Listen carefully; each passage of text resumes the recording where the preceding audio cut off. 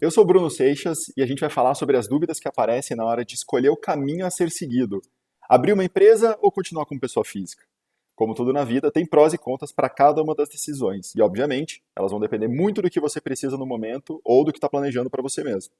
Ao longo da busca pela informação, a gente acaba encontrando alguns generalismos e exemplos que parecem ser para todo mundo, mas só parecem, porque no fim das contas é essencial estar em dia com a Receita Federal, independentemente do que vai ser escolhido. Mas só parecem. No fim das contas, o que é essencial é estar em dia com a Receita Federal, independente do que você vai escolher, porque ninguém quer uma atividade internacional que acabe sendo mais caro por falta de conhecimento ou preparação. Para ajudar com esse e outros assuntos, a gente tem aqui o Michel, que é contador, especialista tributário, ator, influenciador digital, estudante e trabalha na área de tecnologia. Obrigado pela presença, Michel, e é um prazer enorme ter você aqui ajudando a gente. Imagina, Bruno, obrigado você pelo convite. E vamos lá saber um pouquinho mais de como fazer, como Vamos. resolver essas dúvidas. Antes de qualquer coisa, o que alguém que quer começar a trabalhar com empresas internacionais tem que fazer? Bom, antes de qualquer coisa, o que alguém que quer começar a trabalhar com empresas internacionais de maneira remota tem que fazer? Então, a primeira coisa que essas pessoas elas precisam pensar é na habitualidade, né? Se ela vai trabalhar de forma habitual com prestação de serviço para o exterior, que no final das contas é isso que ela vai fazer, ou não. Porque se for algo que vai acontecer eventualmente, não compensa essas pessoas se transformarem em pessoa jurídica. Porque apesar do imposto para a pessoa física nessa prestação de serviço ser muito maior, a pessoa jurídica, que paga menos impostos quando presta serviço para o exterior, tem algumas outras obrigações, né? Algumas burocracias que não são dor de cabeça, né? Já adianto, já não é mais um bicho de sete cabeças ter uma empresa, mas ainda assim tem algumas obrigações e compensa muito para as pessoas que vão prestar serviço para sempre, digamos assim, ou por um bom tempo para essas empresas lá no exterior. Então, a habitualidade, no caso, é fazer a conta. Se você vai receber todo mês ou com uma certa frequência recorrente, é importante Exato. que você considere alguns aspectos que vão ter custo de abrir empresa, Sim, do que receber uma vez, duas, é né? exatamente. A pessoa se preparar, basicamente assim, pensando no planejamento financeiro, né? Para ela, que ela vai ter despesas para pagar, vai precisar também de uma reserva, né? Já que ela vai sair do formalismo, que é o CLT e tudo mais, para poder se manter.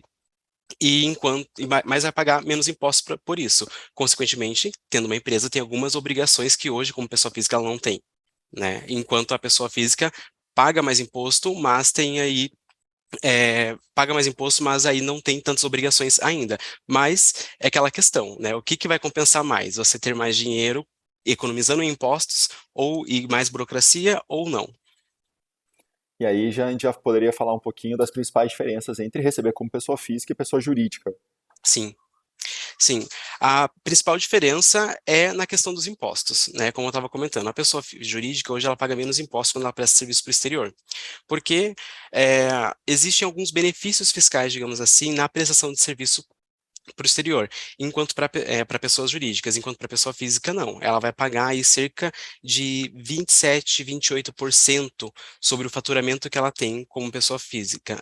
Isso trabalhando de forma autônoma, né? Emitindo aquela famosa RPA, que é um recibo antigo, já que muitos conhecem.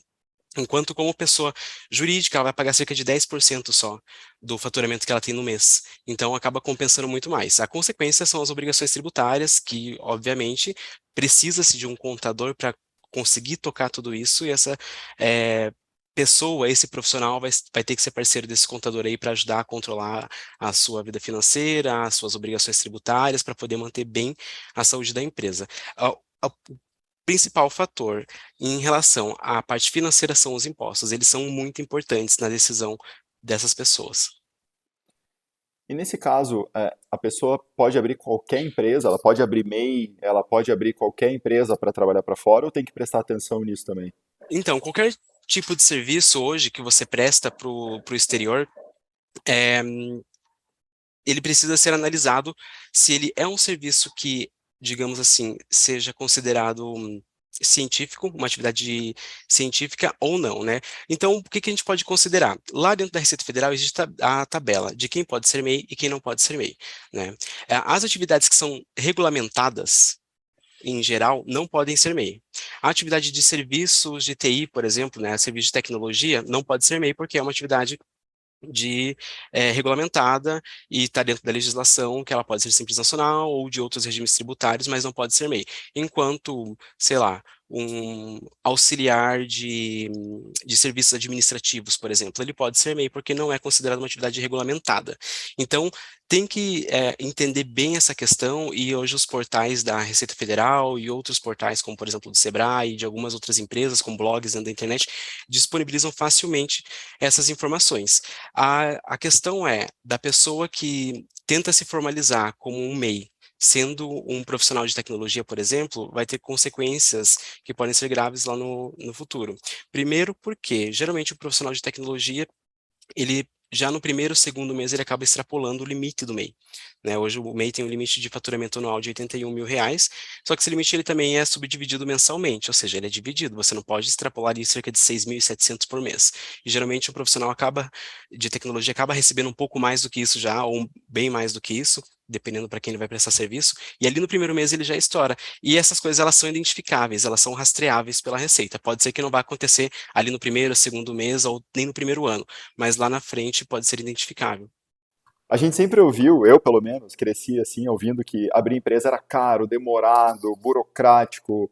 Isso Uhum. hoje continua assim ou mudou? Então, depende do caminho que a pessoa vai seguir, né? Hoje, por exemplo, em relação a custos, hoje para você abrir uma empresa no estado no município de São Paulo, vamos pegar o município, o valor em médio sai por 1.600, R$ 1.800 para você fazer a abertura de uma empresa, tá?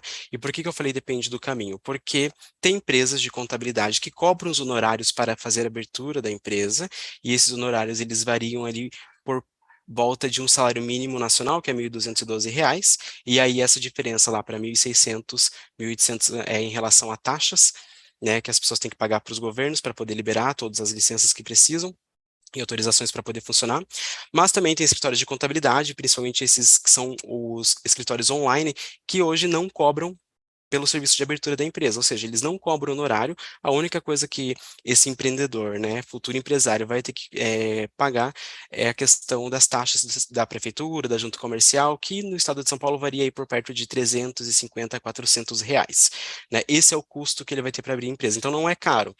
Antigamente, quando não existia, né, empresas de tecnologia ou a tecnologia não era tão acessível para esses órgãos também, acabava tendo um custo alto e a pessoa não tinha uma outra saída. E aí que dava dor de cabeça, as pessoas ficavam sem dormir porque precisava abrir uma empresa e era muito caro, e demorado, né? Essa questão da burocracia, independente se vai para um viés de contabilidade tradicional ou esses novas oportunidades que tem agora, que são os escritórios de tecnologia, que são online, é que a burocracia ela já não é tão grande. Né? Hoje, os empresários, através desses escritórios, conseguem fazer a abertura da empresa sem sair de casa. Ou seja, ele entra ali na internet, ele faz o cadastro dele, né, na empresa, faz o contato com a empresa, vai disponibilizando documentação, informações, e essa empresa vai se comunicando direto com esses órgãos, né, com a Receita, com a Prefeitura, com a Junta Comercial, mandando todas as informações e devolvendo depois para o empreendedor fazer assinaturas de forma digital, devolver documento com a aprovação dele, com a forma como ele quer abrir a empresa dele. Então, muitos casos, as pessoas não precisam sair de casa. Obviamente que isso varia de estado para estado, de município para município, mas os municípios e estados mais informatizados já conseguem fazer tudo de forma digital.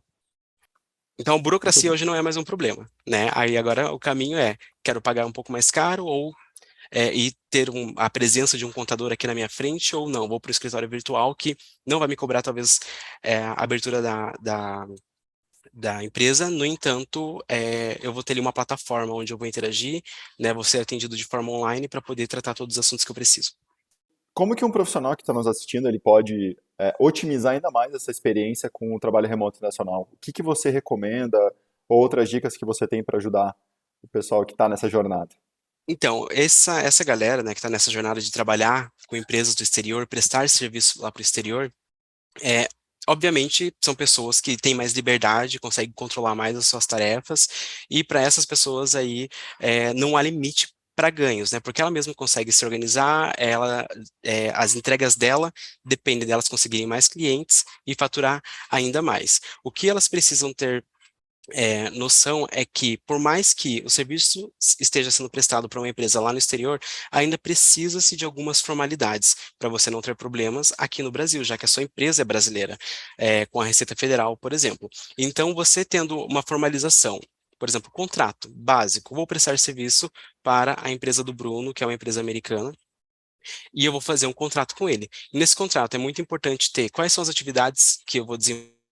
Agora, em relação a dicas, o que eu posso falar para você é que esses profissionais, eles têm mais liberdade, né, já que eles estão trabalhando de forma, digamos, autônoma, como PJs, né, então eles conseguem controlar suas tarefas, eles não têm limites para os seus ganhos, já que o trabalho que eles desenvolvem depende deles, os resultados são deles, e isso vai trazer para eles mais clientes e, consequentemente, mais faturamento. Só que nesse ponto é muito importante que, por mais que o serviço prestado para o exterior seja com empresas que não são brasileiras, a empresa dele é brasileira. Então, ainda precisa de algumas formalidades, como, por exemplo, um contrato de prestação de serviço. Porque para isso não dá problema com a receita ou com processos aqui dentro do Brasil para a empresa dele, porque o dinheiro que entra, ele ainda é observado. Né, ele é monitorado, rastreado. Então, é importante que ele tenha um contrato de prestação de serviço, onde nesse contrato tenha, por exemplo, quais são as atividades que ele vai desenvolver, qual é o prazo em que ele vai entregar, quais são as metas que esse profissional vai ter. É muito importante também que nesse contrato tenha ali o valor exato ou aproximado também, caso seja uma variável, mas do valor que ele vai receber e qual que é a moeda que ele vai receber, porque esse dinheiro vindo para o Brasil, ele vai ser convertido, né, em reais e isso precisa ser monitorado. Existem algumas regras aí do Banco Central que cuidam dessa questão da conversão, o quanto isso vai ser considerado de receita para a empresa desse profissional e para poder fazer a tributação em cima disso também. Tá? Então, essa eu acho que é a dica mais importante, que por mais que o serviço seja prestado para empresas no exterior, que eles mantenham uma formalização e, no o mínimo, um contrato com esses requisitos. Isso vai garantir que ele tenha a tributação correta, que ele não seja cobrado a mais no futuro, para que ninguém desconfie ou entenda que a operação foi divergente do que realmente foi. A prestação de serviço para o exterior, ela tem alguns benefícios. E essa formalidade, essa questão de fazer tudo certinho, vai garantir que esses benefícios cheguem até o empreendedor, para que ele pague menos impostos, né? Se ele não tem essas formalidades, ele não consegue comprovar nada, não consegue usufruir do benefício e ainda lá na frente pode ser cobrado a mais, porque alguma coisa aqui nesse momento vai estar faltando. Perfeito, Michel. Agradeço demais a tua participação, todo o teu conhecimento. Acho que todo mundo que está nos assistindo vai aprender muito e vai conseguir se preparar melhor para essa jornada, que ela é uma jornada, mas ela não é impossível, ela é extremamente realizável e pode trazer muitos benefícios, como o Michel bem Sim, trouxe aqui, e você também está aprendendo nos outros vídeos da série. Para saber mais e para acompanhar, assista os outros vídeos da série, a gente fala de vários assuntos aqui, e também veja o próximo vídeo e se prepare para essa jornada internacional. é isso aí, valeu, Bruno.